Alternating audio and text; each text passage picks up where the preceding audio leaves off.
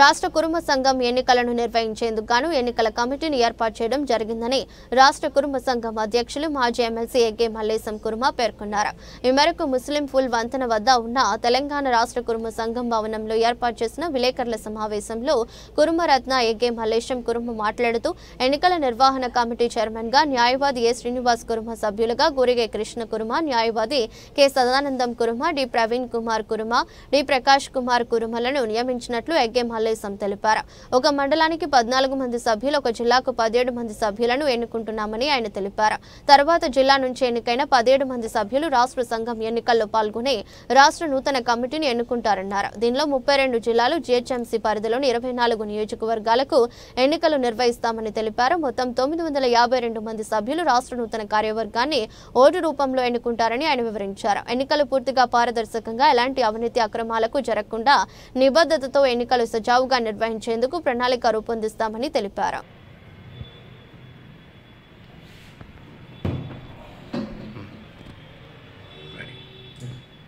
కుర్మ కులస్తులకు శరణార్థి.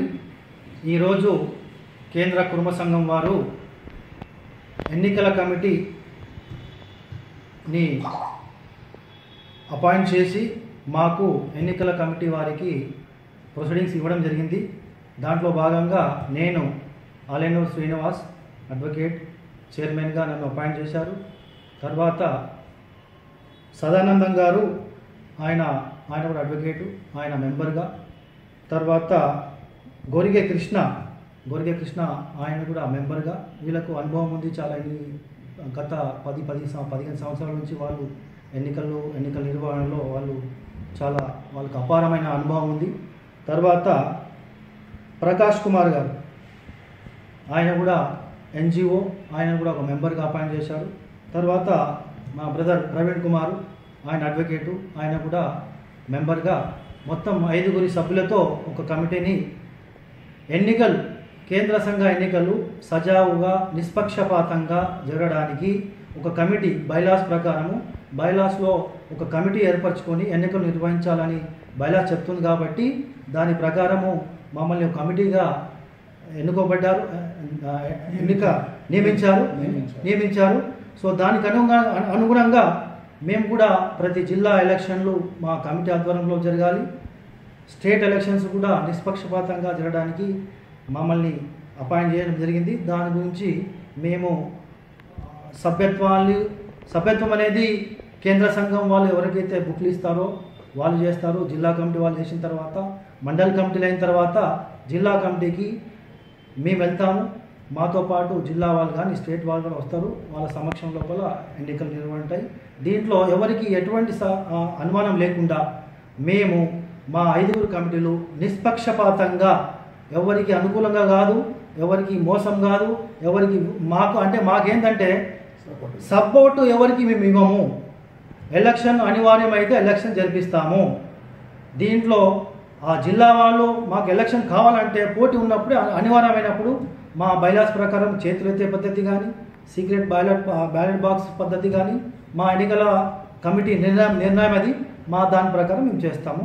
So దీనికి మా committee సభ్యులందరూ కూడా తోడై ఎన్నికలు సజావుగా నిర్వహిస్తామని మేము తెలియజేస్తున్నాం.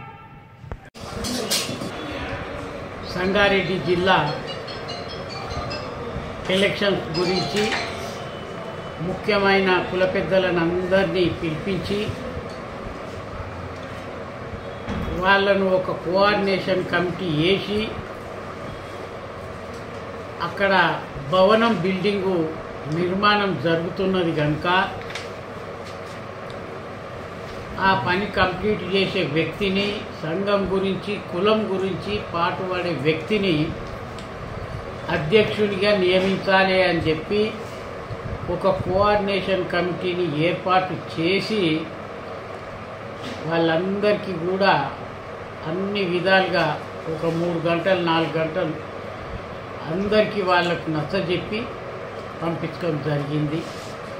అలాగే ఇవాళ state election body Alanuru Srinivas చైర్మన్షిప్లో కృష్ణగోని సదానంద్ అడ్వకేట్, మా గోరిగే కృష్ణ, అలాగే మన ప్రకాష్, అలాగే ప్రవీణ్ అడ్వకేట్, వీళ్ళను 4 సభ్యులను ఒక చైర్మన్ను నియమించి వాళ్లకు ఈ పత్రం కూడా ఈరోజు అందజేసుకోవడం జరిగింది. వాళ్ళ విధులు ఈనాటి నుంచి కార్యక్రమం వాళ్ళు స్టార్ట్ చేస్తారు. ఆ కమిటీ మాట్లాడుకొని ఏ జిల్లాలకు ఎవరెవరం పోయి ఎన్నికలు ఎట్లా జరపాలి చేయాలి అనేది అంత ఉన్న సభ్యులు అందరూ కూడా అనుభవం ఉన్న సభ్యులు వాళ్ళు మాట్లాడుకొని స్టేట్ కుర్మ సంఘం సభ్యులను కోఆర్డినేట్